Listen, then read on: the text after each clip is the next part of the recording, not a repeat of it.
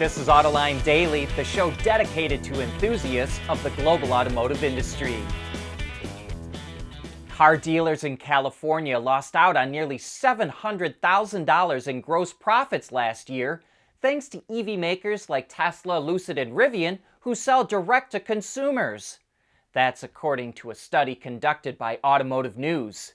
California has about 1,300 dealers, and collectively, they missed out on $900 million in gross profits.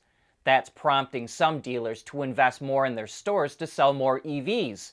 But others believe it's unrealistic to think that dealers selling traditional brands will win over Tesla or Tesla-like buyers.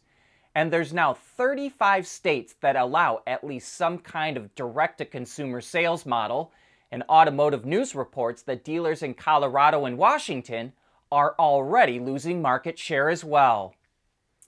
Tesla investors are rejoicing. Elon Musk tweeted out that he's stepping down as CEO of Twitter in 6 weeks. The Wall Street Journal reports that NBC Universal's head of advertising, Linda Yaccarino, was in talks to be the new CEO.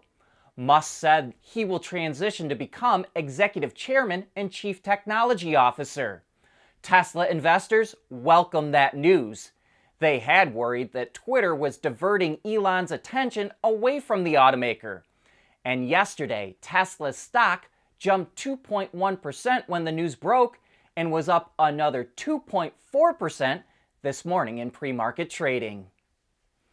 Europe and Germany just scored a major victory with Swedish battery maker Northvolt announcing it will build a new battery plant in Germany. It will invest several billion euros to open the plant, which will produce enough cells a year to power 1 million EVs. Construction could start later this year, and Northvolt is aiming to begin cell production in 2026. The German government and the state government where the plant will be located were able to lure Northvolt with subsidies that were developed by the European Commission to compete with the US's Inflation Reduction Act. The subsidies still need approval from the EU Commission, but if it does approve them, it will be the first incentives granted under the new framework. We thought that SPACs had kind of lost their luster. EV startups have watched their market caps melt away over the last year, but VinFast, the Vietnamese car company, is going to use a special purpose acquisition company called Black Spade to get listed on the New York Stock Exchange. VinFast says that will give it a market cap of $23 billion. But now the question is, can VinFast hold that market cap? When Rivian went public through a SPAC, its market cap hit $100 billion. Lucid hit $89 billion. But now both are worth about $13 billion. Hyundai and Kia are about to get sued by insurance companies. And that's because they decided not to equip past models with engine immobilizers, which makes them easy to steal. It could cost the automakers millions of dollars. A wave of car thefts broke out after social media videos showed how the vehicles could easily be started without a key. And Automotive News reports that a group of U.S. insurance companies filed a lawsuit against the automakers and are seeking reimbursement for money that they paid out to owners who have had their vehicles stolen. The suit claims it can cost more than $3,000 per vehicle to repair cars that have been broken into. It can cost another $10 grand to fix any property damage caused by thieves taking joyrides. And if the vehicle isn't recovered, they say the loss can be as much as 20 grand. All told, the thefts could cost insurance companies as much as $600 million. Hyundai claims the lawsuit is unnecessary and that it followed federal anti-theft requirements. The automaker did introduce a software fix, but earlier this week the AP reported that the rollout has been slow and thefts continue to rise. We want to know what drives your testing. OTA, connected car, diagnostics, remote testing. Intrepid Control Systems is here to help you work from anywhere. Intrepid Control Systems, driven by your data. One of the prettier cars on the market is getting the Axe. Mercedes is going to stop making the CLS in August after being in production for 19 years. The current generation has smooth lines and good proportions, which seems to resonate with a lot of people.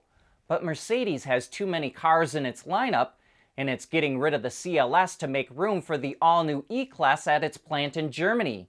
And the new E-Class will be on sale before the end of the year. It looks like Honda is going to start shipping Chinese-made EVs to Europe.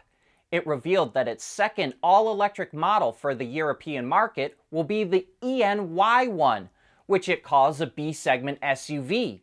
But it's identical to the ENS1 that Honda builds and sells in China with its joint venture partner Dongfeng. It rides on Honda's EN Architecture F. It features a nearly 70 kilowatt-hour battery pack and an integrated drive unit with up to 150 kilowatts or 201 horsepower. On the WLTP cycle, the ENY1 is capable of 412 kilometers or 256 miles of range. The ENS1 is already on sale in China, but no word on when the ENY1 might launch in Europe. More gigacasting capacity is on the way, and this time in Canada. The supplier Linamar is building a new plant that will have 3 6,100-ton high-pressure casting machines. For reference, Tesla's casting machines are 8,000 tons. Linamar's plant will get built on a brownfield site in Welland, Ontario, not far from Niagara Falls, and it will start production in early 2025. What we want to find out is who Linamar will make parts for. GM, Ford, and Stellantis all have assembly plants within about an hour of where Linamar's gigacasting facility will go. Toyota has 2 plants and Honda has 1.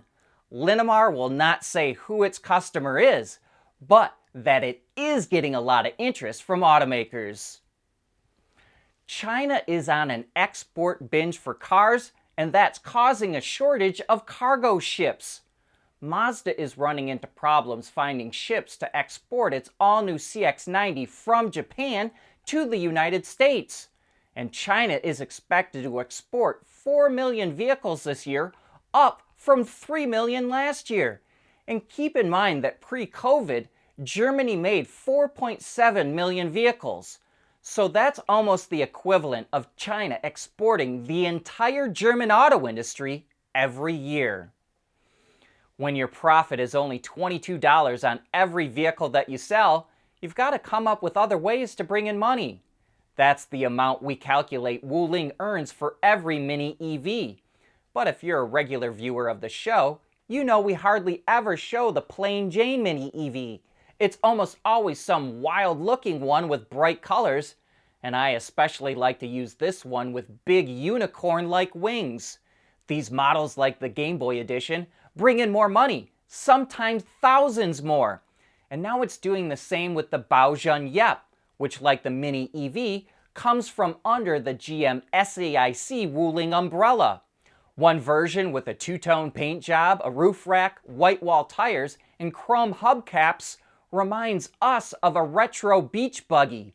Sales are said to kick off in May, and with affordable starting prices, about $4,700 for the Mini EV and $14,500 for the Yep, buyers are more willing to spend extra to personalize their car.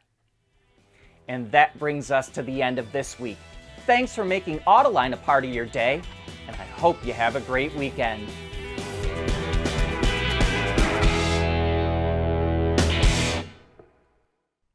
Autoline Daily is brought to you by Bridgestone, solutions for your journey. Intrepid Control Systems, over-the-air engineering, boost your game. And by Scheffler, we pioneer motion.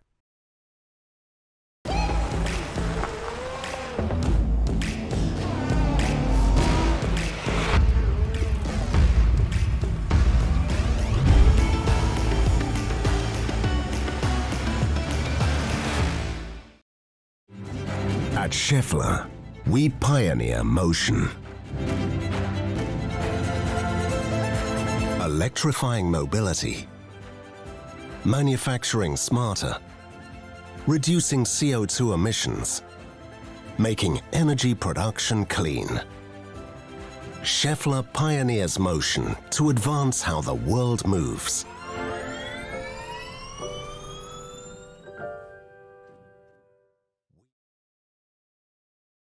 Ward's is the industry leader for news, data, and analysis. That's why companies across the globe subscribe to our premium service, maybe even your own. Log in for subscriber access now. Check your company's intranet for details and rely on wardsauto.com to keep you informed.